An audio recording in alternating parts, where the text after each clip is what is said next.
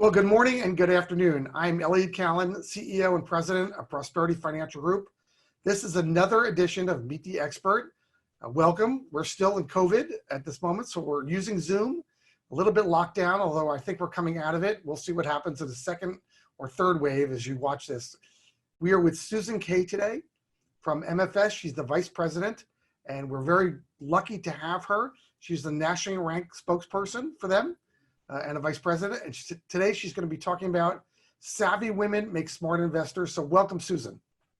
Great to be here with you today, Elliot. I'm so excited about sharing what I know about being a savvy woman and a smart investor. Really excited.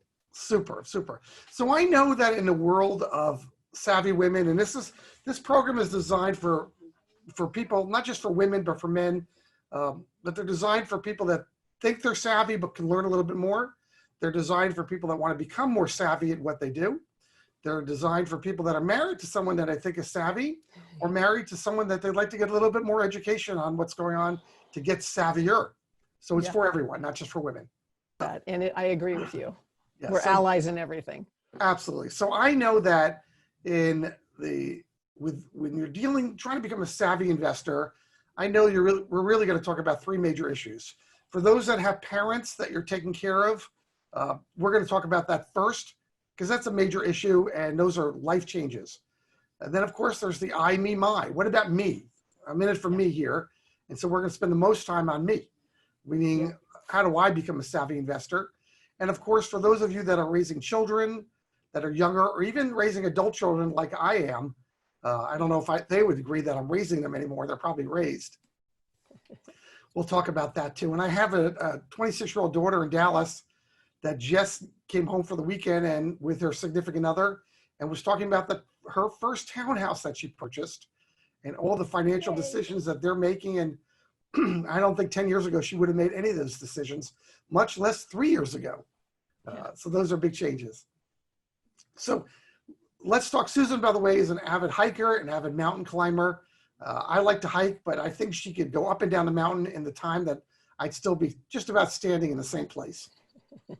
So we're glad you're here.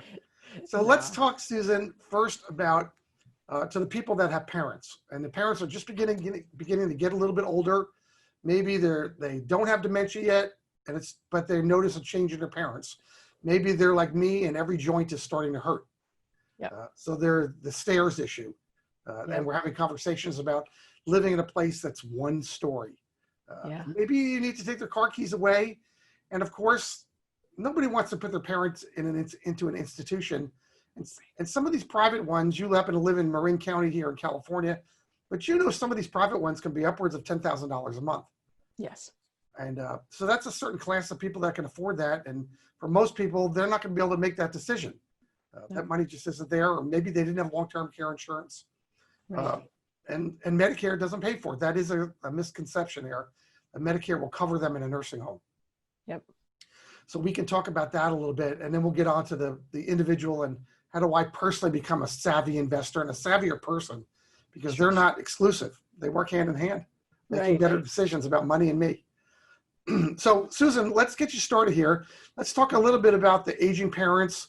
I know that it falls on the daughter. When my parents got older and they needed help, and they both passed on now, the burden fell on my sister more than my brother and me.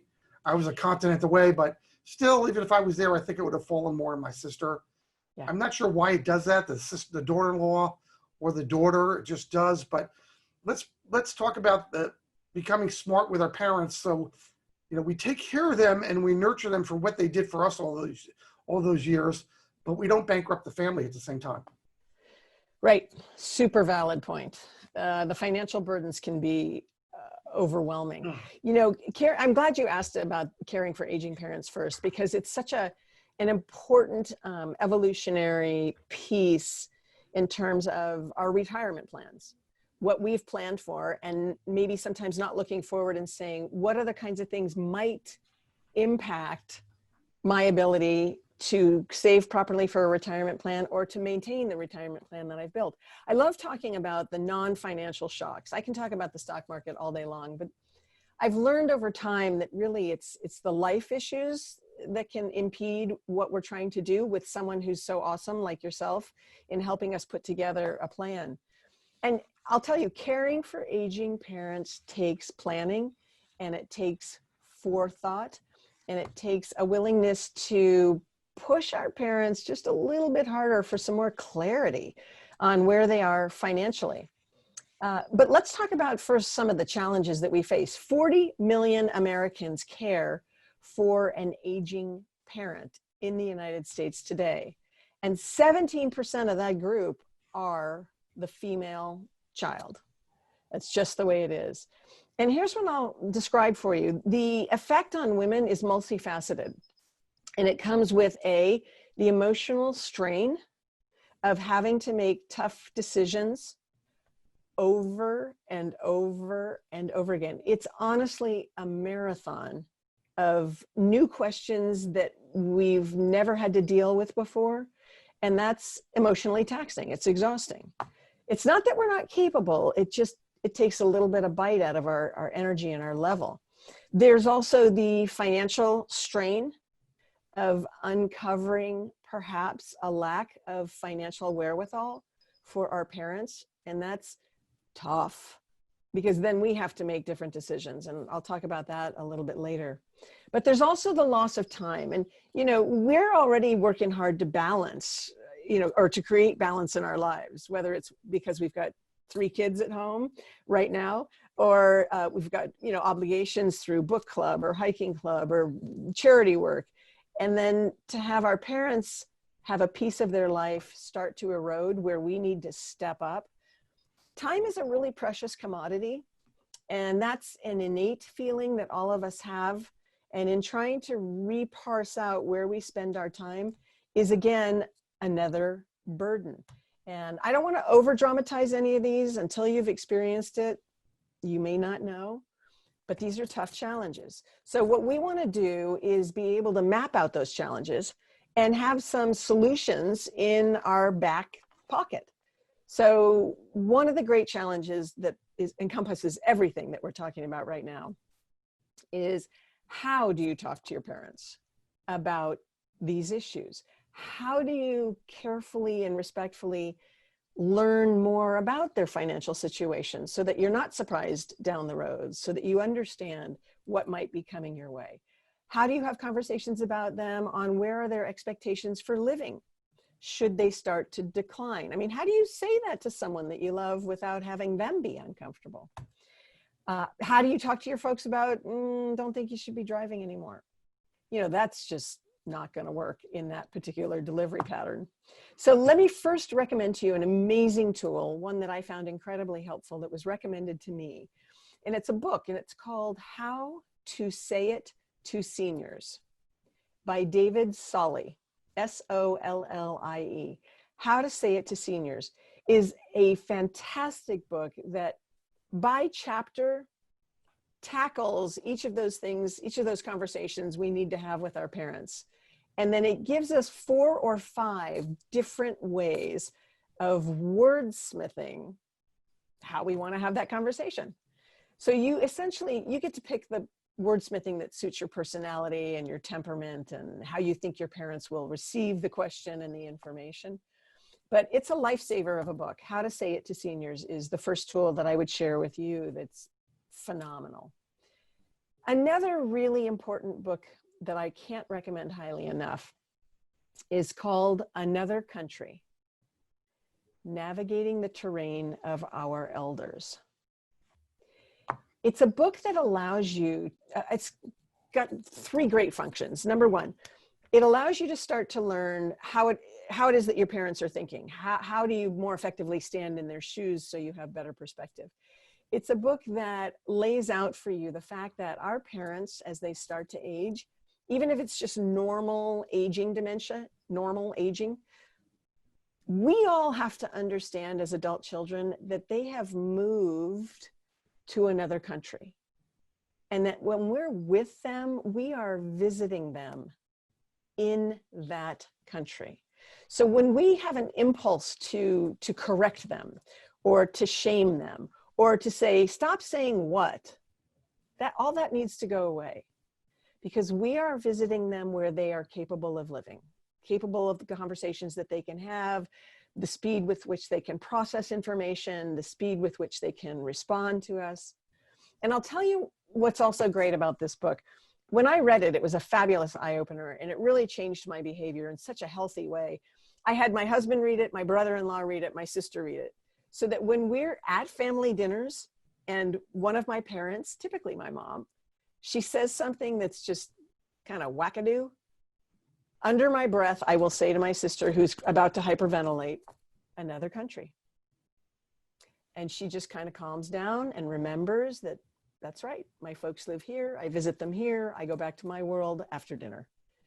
So it's just a great, great book. I think you'll find it incredibly valuable. Then there's another tool that's available to you. Elliot has the copies of these. It's called the Aging with Dignity Checklist. And it's so helpful in moderating. The tool itself moderates conversations between you and your parents, or depending on who's listening today, you and your adult children. And it starts out of the 12 questions with I'll call them the easier ones. And it'll say things like, what are your plans for your pets should you become infirm? Have that conversation. Talk about it. Open the conversation. What do you envision? What do you want to see? What's going to be helpful? And it works through more complex questions until it gets, closer to the end. If one of the two of you should become infirm, what is your vision? Do you want to stay in the house? And if you stay in the house, you want to move the bedroom down to the family room? What's your vision? Do you envision having somebody come in for 12 hours a day, or we make the guest bedroom a live-in room? Talk to me about what your vision is. It's just a great tool that opens up the hard conversations between parents and adult kids, but it does it in a really nice conversational way. By the way, this is also, I'm sorry. Oh, I'm sorry. Have you found that sometimes children are making decisions based on them and not really in the best interest of their parents? That again, I don't really want to take care of my parents. I know their needs are this, but my needs are that. So let's go with my needs. Does that happen? I think it's very common that adult kids want to be problem solvers. It's this generation. What's the problem? Let's solve it. And that just frankly doesn't work. And it doesn't work best for the whole family dynamic as a whole. It's far better, as you know, Elliot, to have conversations and to try and discern what's going to make them feel the most valued, what's going to make them feel the most well cared for and the most well loved, and what are some of the solutions based on what their own emotional needs are. And that's a far better way to try and make solution-oriented decisions for our parents. No doubt about it. So I know in my family that when my dad had back-to-back heart attacks at age 62, and I knew something was wrong with his driving before then. Maybe he wasn't getting enough blood to the brain. You could tell there was a difference in driving at that point. Yep. While the second heart attack put him into a coma, followed by pancreatitis. It just was a really bad year for him at age 62. Yeah. And he didn't live that much longer after that. But one thing that's young. Yeah, very young. But one thing that I'm amazed, my parents are gone 32 and 22 years respectively. Wow. And so one of the things that my mother and sister did, my sister was very close to my mother at that time, was they felt that he was unsafe on the road. So while he was recovering from his second heart attack, they sold his car. Oh. And he came from a generation that car meant something, that independence, that absolutely. It wasn't a muscle car, but it was his car. Yeah. And so I always thought they emasculated him. It took absolutely. Away, the bravado. And I see that every now and then with somebody said to me this weekend, we were talking about their parents, how's your dad doing? And I think her dad was 86. And he says, it's just time for him to go. He's had a good life. Yeah. And I thought, man, I wonder if my kids are going to be saying that one day. Dad's had a good life. It's just time for him to die. Does that happen? I'll tell you, that friend of yours, you need to get them this book that's called Being Mortal. Being Mortal by Atul Gawande. He's a professor at Stanford University. And he wrote this really great book for adult kids to read. And in the last 2 or 3 chapters, he talks about how he has that conversation in a healthier way by learning, how does my parent determine and value when they are through? And I think for adult children to understand how their parents in their head, and as an example, he talks about how his father said to his son, if I can't turn the TV on and watch football, and if I can't feed myself ice cream, those are the 2 parameters by which the quality of my life has declined so much that I'm done. And I know they sound too simple, but I think when you ask people what defines the quality of your life, what are the markers that I as the adult child need to be looking for so that I know when you feel the quality of your life has actually diminished, that's like a super healthy conversation. It is. I feel like I'm in a Haagen-Dazs commercial with the NFL. Yeah. That's right. So your friend would benefit from reading the last 2 chapters of that book, just to get a better handle on how his parent defines the end of their life. The children, adult children who are taking care of their parents, and then we could talk about them themselves. But have you found them, Susan, that they can lose themselves in this process? Oh, without a doubt. Because for most adult children, we want to take care of our parents. We want to be engaged and involved. We want to enrich their life. We want them to have purpose for as long as humanly possible, for however they define, having purpose in their life and meaning. And I think it's important to have a really well-defined balance. I'll give you an example.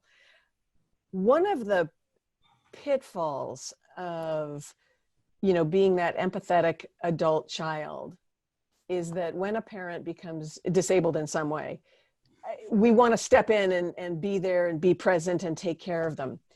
And yet study after study after study shows it is always better to be the adult child, the loving adult child with great spontaneous energy than it is to be the caretaker child.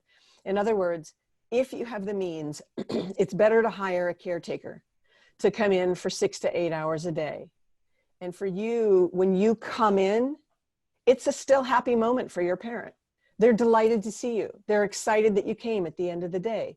They're engaged with you as the adult child with all those loving memories. If you, the adult child, spend all day taking care of your parents and then maybe turn it over to someone in the evening, you're no longer the beloved, loving adult child. You've become the caretaker. Not a good role. As I said, studies have been done on this over and over and over again by different universities in the United States, and they always reflect that parents would rather have their adult child be their child. So that's something to actually think about and to consider when you're looking at how you want to put this together.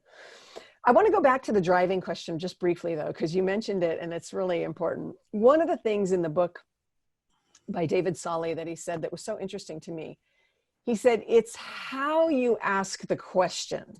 It's always about wordsmithing. It's not like, Dad, I want to take your car keys away from you.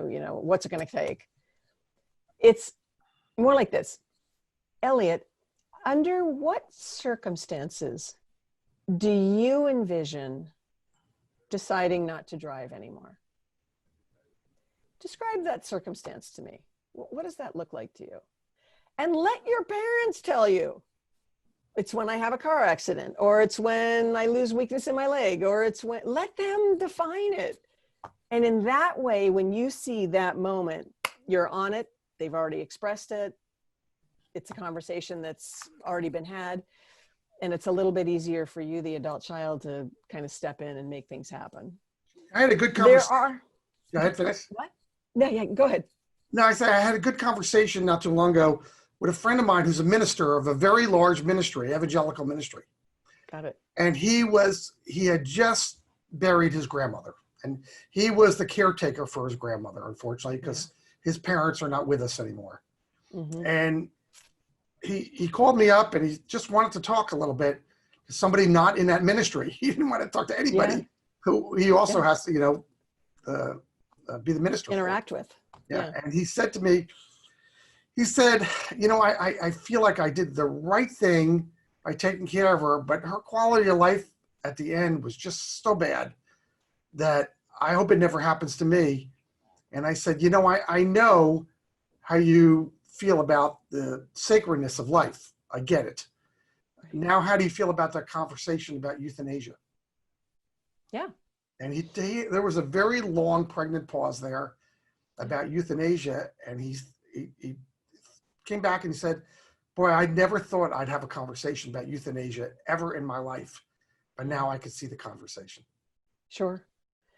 You know, we as a people and culturally, we evolve and we allow ourselves to make different choices. And that's not a judgment for me, right or wrong. It's just we have more choices. And to start with the conversation is the first starting point. There's no doubt about it. You know, Elliot, there are two other tools I want to share with your clients that I think are really important in this conversation and are game changers and incredibly helpful. There's my dad was an avid cyclist, and up until he was 82, he was out riding his bike all over the place. And he lives maybe 20 minutes from me by car. My great joy has always been when he chooses to ride his bike as the goal is my house. And I have a long driveway with my office at the end of the driveway, so I can see him through the little curtains when he comes, and it just gives me the greatest joy. I love it. It makes my day. Except this one day it was different.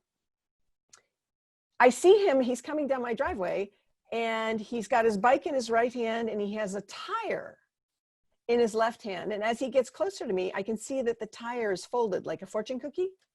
So now I'm reflecting to him, for those of you who have dogs, I'm giving him what I like to call golden retriever head tilt. I just didn't understand what I was looking at. Unfortunately, as he got closer, I could see that he was bleeding from his head and his shoulder and his leg. And so I jumped out of my chair and I ran to him. And as he saw me, he just let go and he crumpled to the ground. And I was torn between touching him and talking to him and calling 911. And I said, Dad, what happened? And he said, I was hit by a truck and the truck decided not to stop. Then I called 911 and he's fine now. But I'm telling this story to a really good friend in Chicago, maybe 2 weeks later, who says to me, Susan, there is a fabulous tool out there for our elders, particularly active elders. And it's really simple to obtain. It's called Road ID. And on that website, they have Velcro bracelets in every color known to mankind. So for men, you can get the more masculine, you know, navy blue or brown or black or whatever they want. But on every Velcro bracelet is a dog tag. And on, just like a dog's collar. And on the dog tag, you can put 4 emergency phone numbers. So I put mine, my husband, my sister, my brother-in-law. And so now when my dad goes out for a bike ride, he has it strapped to his wrist. So should he be less lucky next time, anybody who picks him up can make that phone call. Any hospital can make that phone call. I'll tell you another really great resource for it. We have, unfortunately, Alzheimer's in my family. We got one right away for my uncle. He lives in an Alzheimer's wing within a retirement community. And we had one put on him because there is the possibility he could walk out the door and just start to wander. So it's another good opportunity or another way to utilize them. So Road ID, I think, is a great tool to consider when you've got aging parents. The other one, though, that is equally important is understanding the importance of carrying your parents' healthcare directives, or for those of you who are listening who are older, making sure that your adult children are carrying your healthcare directives on their smartphone. I'll give you a quick example. I live in Northern California, not too far away, in Marin County. And I get a call one day when I'm working in Stockton, and it's from Marin General Hospital. And they say to me, Susan, sorry to make this phone call, but we've got your mother here. She was leading her hiking group today, and she fell down a 15-foot ravine. and she broke a number of bones, and we need to make some decisions, and we can't get a hold of your father. When can you get here?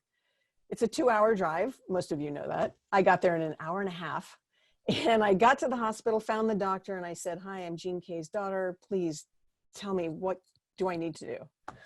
They said, "Well, we're really sorry, Susan, but we had to sedate your mom. So now we have to ask you a series of questions." I said, "Okay. Are you in a position of authority to make decisions on behalf of your mother?" "Yes." "Do you have a healthcare directive for your mother?" "Yes." "Can we see it?" Well, I didn't come from home. You know, I'm not sure it would have occurred to me to grab it. Never again.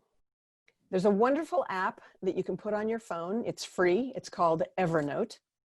And what I did is I simply uploaded my mom's healthcare directive to this app. I uploaded a list of the medications she takes, because that was the second question they asked me.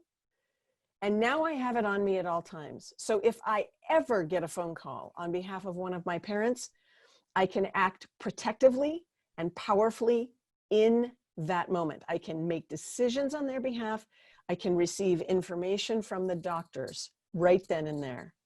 So that's one of the great tools, Elliot, I really wanted to share with your audience today, because I think particularly in this time of COVID and quarantining, should an adult child get a call from a retirement home where their parents are, or a hospital, or some other professional agency, they want to be able to act as protectively and strongly as possible on behalf of their parents, because they may not be allowed in the front door.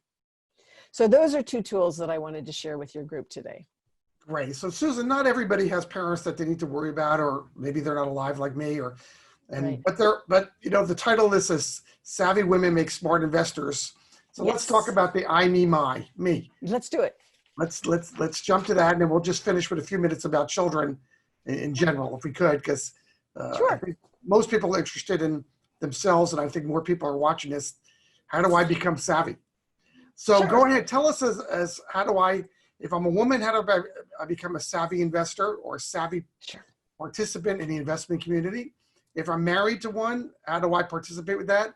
If I'd like my spouse to become savvier, whatever that is, let's What talk does that about look like? So go ahead, tell Let's us how to become a savvy investor. Let's do it. I'll tell you, I have been in the investments industry for 33 years. I would propose to you that I am one of the better investors on Wall Street.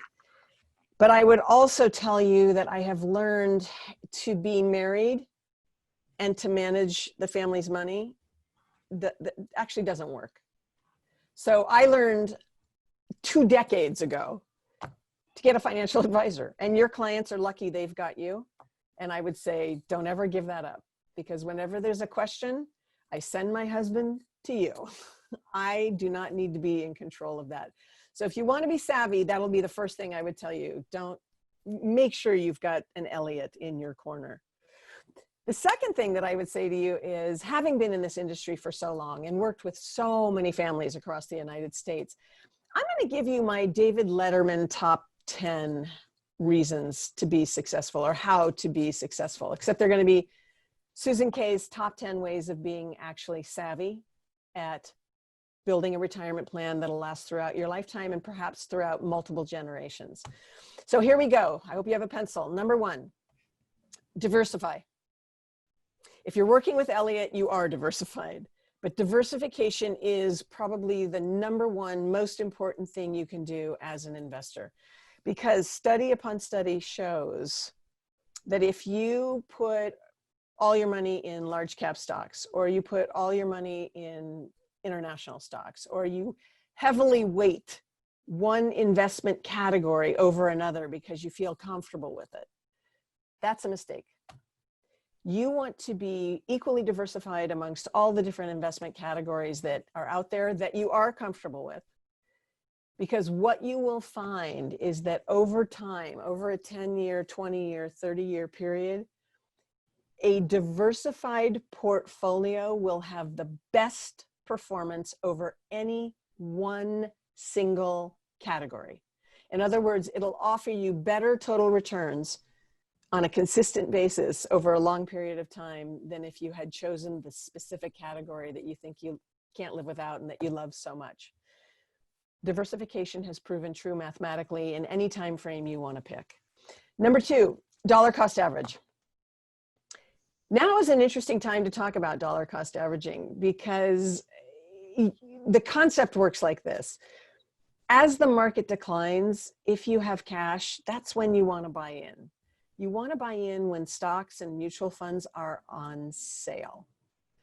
So if you have a habit of buying a little bit over time all the time, then you're never always buying at the high, and you're participating in the opportunity of buying when things are on sale. So dollar cost averaging as a strategy is a good, rock solid strategy. And it's a particularly good strategy to teach to your kids, whether they're adult kids or teenage kids. It's a great concept to teach them right out of the gate. I'll tell you who it's really good for is kids who've just graduated from college and are learning to invest, and they've got a 401k, and dollar cost averaging is the only way to go. Number 3, terms of wisdom. Don't pull your money out of the market when you are scared. Don't. I know I'm asking a lot because I get scared. I don't like watching my assets decline in value. But there have been innumerable studies, the Brinson-Biebauer study, innumerable studies that show those that stay in the market will always outperform those that come out and go back in. That's the proof statement. It happens all the time. So gut it out. Number 4, use professional advice. As I mentioned earlier, I go with professional advice. It's a much better way to go because I don't have time to pay attention to what's going on in the marketplace, geopolitically, and what the impact is, any of those kinds of things. Use professional advice because not only do you get great investment advice, but you get great estate planning advice. You get advice on the healthcare directives, the powers of attorney, the trusts, the wills, the legacy plan that gets put in place. Use professional advice all the time. That's what they're there for. Number 5, have a plan. You need to have a plan. That's how you succeed, is by having a plan. So have the powers of attorney and the trusts and all those things put in place for your family. Should something happen to you, there's a plan in place for them. Number 6, this will be tough for some of you, especially for some of you who have been very successful financially. You still need to have a budget. You need to have a budget. You need to know what you're spending at least once a year. What are you spending? Where's the money going? Because you want to ultimately avoid overspending. You want to be savvy at the investment game. Don't overspend what you've got and what you're making. It's that simple. Number 7, and this is a hard one, really, really hard. Don't support adult kids if you yourself are a borderline saver. Just don't do it. When our kids turn 30, they're adults. They've had enough time to learn how to earn money, how to save money, how to spend properly. If they're failing economically, that's not on you.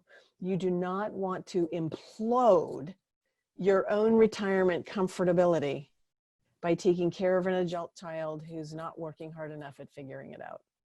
So don't support adult kids if you're a borderline saver yourself. Number 8, and this is what we talked about earlier, you need to actually ferret out what the needs of your aging parents are going to look like. Even when they don't want to disclose that to you, you need to push. You need to ask. And you've been given some great tools, from the Aging with Dignity checklist to the book by David Solly. You need to ferret out what their needs are going to look like so that your retirement plan doesn't get squished. Number 9, know what your backup plan is if you have to retire before you planned on it. Maybe you have to take care of an aging parent, or one of your kids has become suddenly disabled. Once a year, sit down with your partner, grab a glass of wine, and talk about, I like to call it, my husband and I play this game, worst case scenario. That's the game we play. Worst case scenario. My parents call me up and they tell me they have to leave the retirement home because they don't have any money. Worst case scenario, what do? Do we turn my office that you see here into an Airbnb type of place for them to come live? Do we build out a bedroom on the other end of the house? What kinds of things could we live without? Could we change about our own spending patterns to be able to afford to take care of them? You need to, I'm not kidding. You need to play the game worst case scenario because you don't want to do it in a time of crisis. Number 10 of my top 10 tools for you are stay educated. That's really important. And I'm going to make it really easy for you. There's a wonderful website called lightbulbpress.com. Light bulb, like a light bulb. Lightbulbpress.com. And on this website, they have a choice of about 30 to 40 different, I'm going to call them pamphlets. They're workbooks, you know, they're about this size.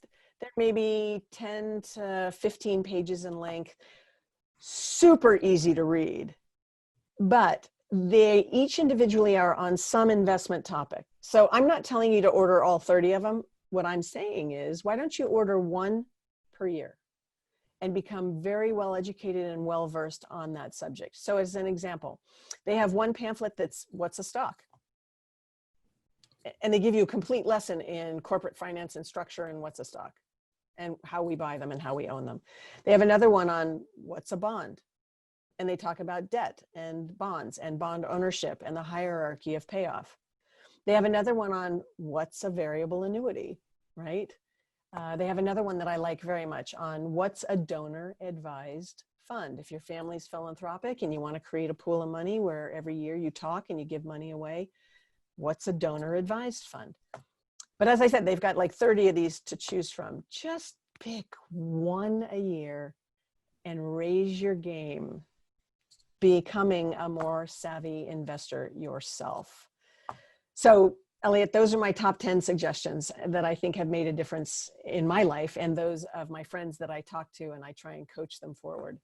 That's great. We've got it, Susan. That's great. We've got about a minute left.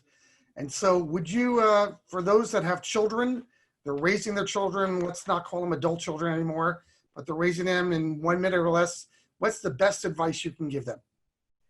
Sure. That's easy. The best advice I can give you for raising children, regardless if they're 6 or they're 60, is transparency. We need to be more transparent about money. If you don't want to talk about assets, that's fine. But you need to be talking about money with your kids and spending and saving and investing and how you think about those things. You need to share your life lessons with them because they will not learn without an example. And if we continue to be like our parents were, where we play our cards very close to the vest and we don't share anything, we're not raising financially capable individuals. So my answer to you would be full transparency. Well, this has been great. We've been talking with Susan Kay. She's with MFS, and she's been a great resource for all of us here. And we talked about savvy women make smart investors. So if you have questions or concerns, my email address is Elliot, ELLIOT, @prosperity, F like in Frank, G like a George, prosperityfg.com. Send me an email. Take a look at our website, www.prosperityfg.com. And we look forward to seeing you again on Meet the Expert. Have a great day.